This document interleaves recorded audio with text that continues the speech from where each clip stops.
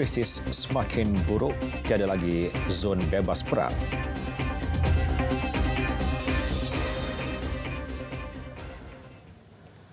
Assalamualaikum, salam Malaysia Madani, Dunia 10 bersama saya Muhammad Shah Musa.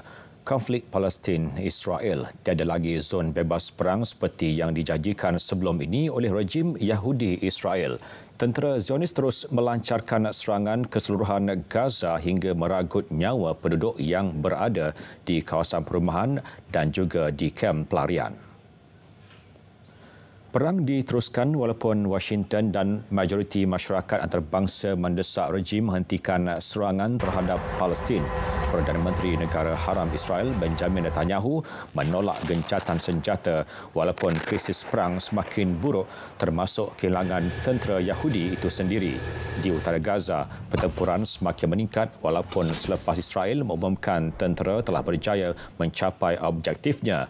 Di utara Jabalia pula, tentera rejim Zionis menyerbu hospital, menahan dan mendera kaki tangan perubatan serta menghalang daripada merawat pesakit. Selain serangan darat, lebih 29,000 bom telah digugurkan oleh tentera Israel di Gaza sejak 7 Oktober lalu. Jumlah korban perang kini melebihi 18,787 orang. 50,594 orang lagi cedera sejak Israel menggempur Gaza 2 bulan lalu. Serangan terbaru dilancar Zionis menyasarkan kawasan Rafah di selatan Gaza yang memusnahkan rumah penduduk selain mengakibatkan ramai cedera termasuk kanak-kanak. Selain di Gaza, lebih 280 rakyat Palestin juga terbunuh di tebing barat sejak perang meletus. Serangan berterusan rejim Zionis mengakibatkan sistem penjagaan kesihatan di Gaza lumpuh. Penduduk Palestin kini berdepan bencana kesihatan awam yang sangat membimbangkan.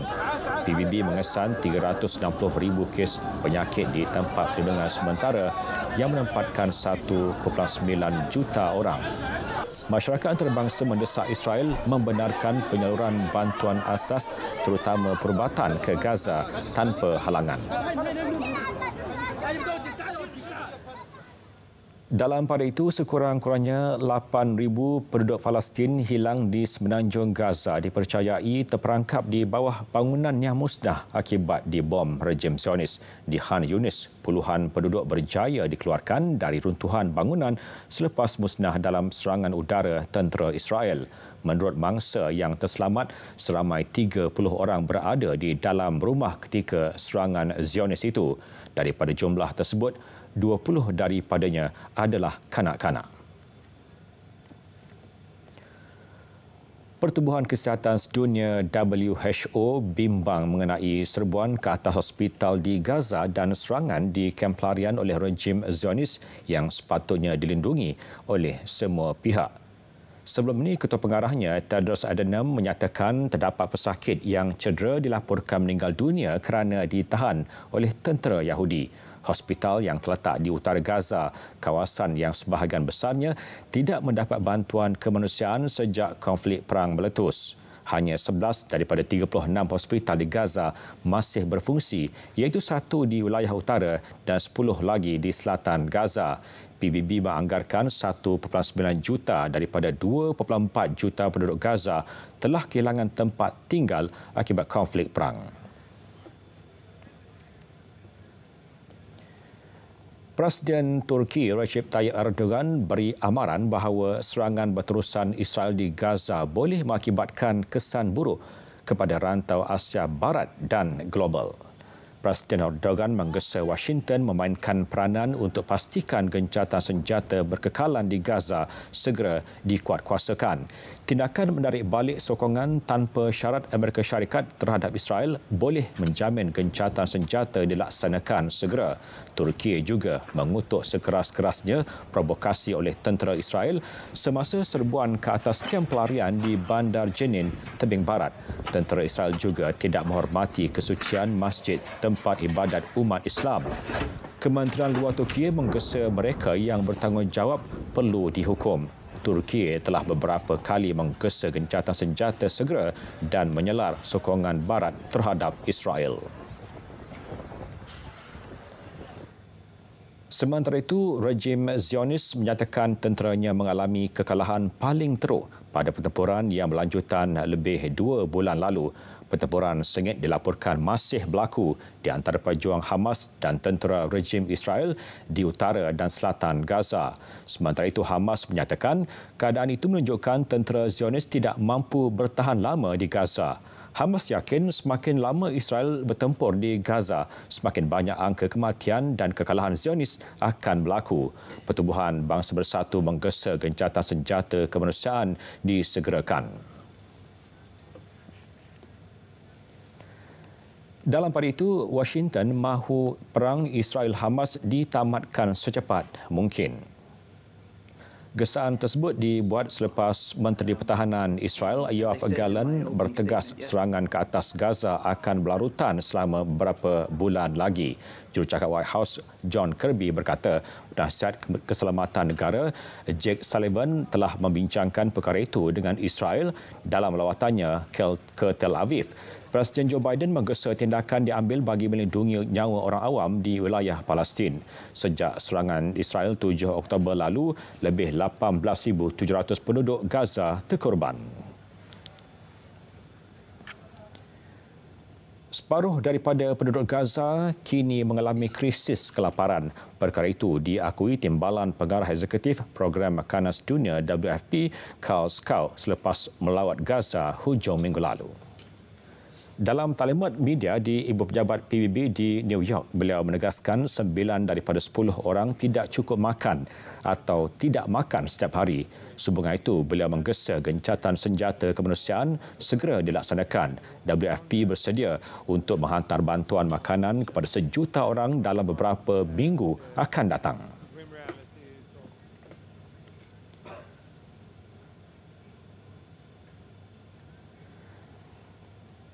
Sementara itu, solidariti terhadap Palestin dipergiatkan bagi membantah serangan Zionis sehingga mengorbankan lebih 19,000 nyawa sejak lebih 2 bulan lalu.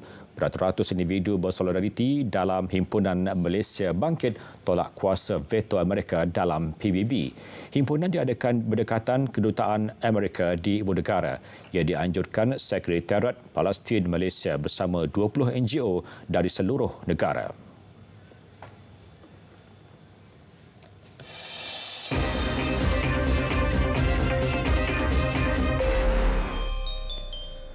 Pusat Kawalan dan Pencegahan Penyakit CDC Amerika Syarikat mengeluarkan amaran menggesa penyedia penjagaan kesihatan meningkatkan liputan imunisasi untuk influenza, COVID-19 dan virus pernafasan.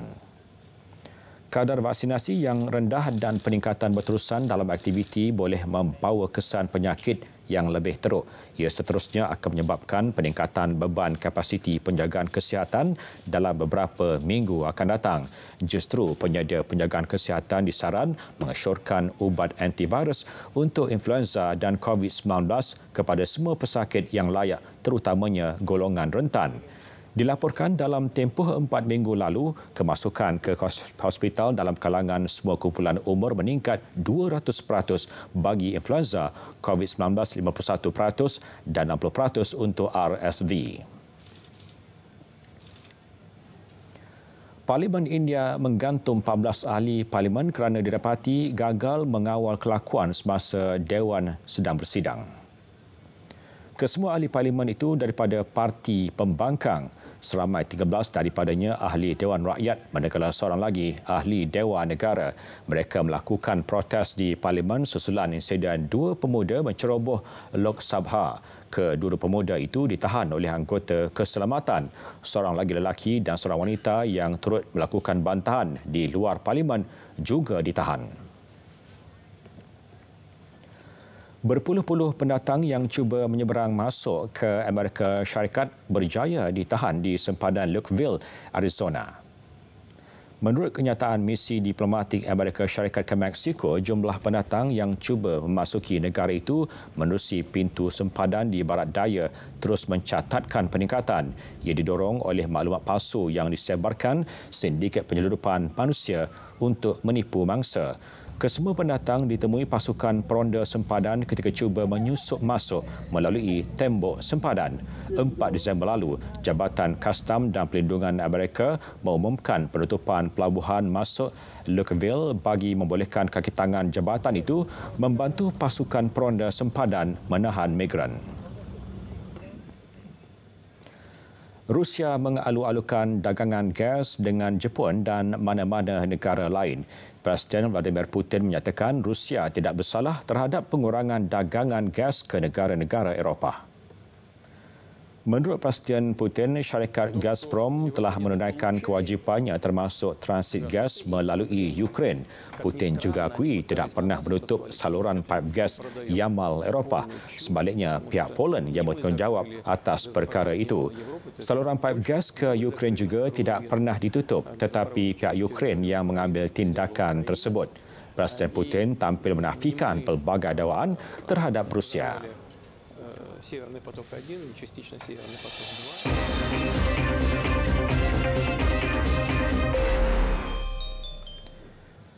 Beralih ke berita sukan, aksi hoki Piala Dunia Remaja 2023, skuad remaja Jerman mengharapkan tuah beraksi di Malaysia untuk meraih gelaran kejohanan pada saingan akhir esok. Sebelum ini, pasukan tersebut telah 3 kali bergelar juara dunia ketika negara menjadi tuan rumah kejohanan.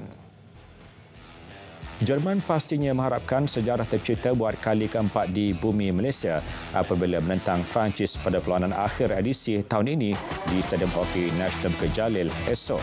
Pasukan tersebut pernah dinobatkan juara kejohanan sebanyak 6 kali termasuk 3 kali ketika Malaysia menjadi tuan rumah 1982, 1989 dan ketika menjadi tuan rumah bersama Singapura pada 2009.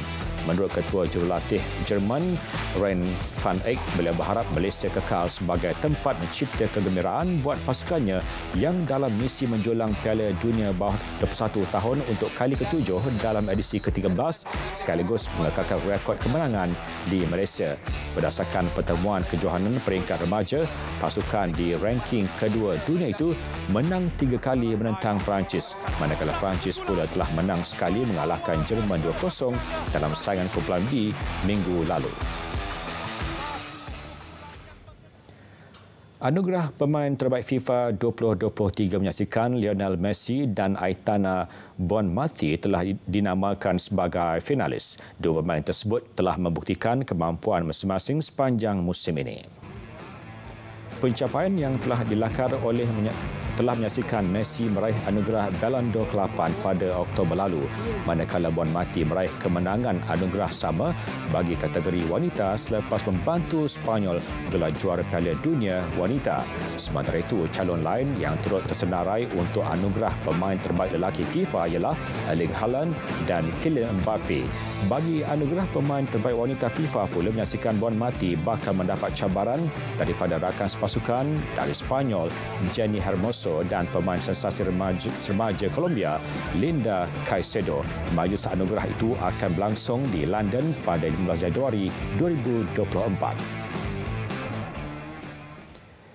Dunia 10 berakhir di sini. Saya Muhammad Shah Musa dari Sungai hingga ke Segara Palestin. Pasti merdeka. Assalamualaikum dan salam Malaysia Madani.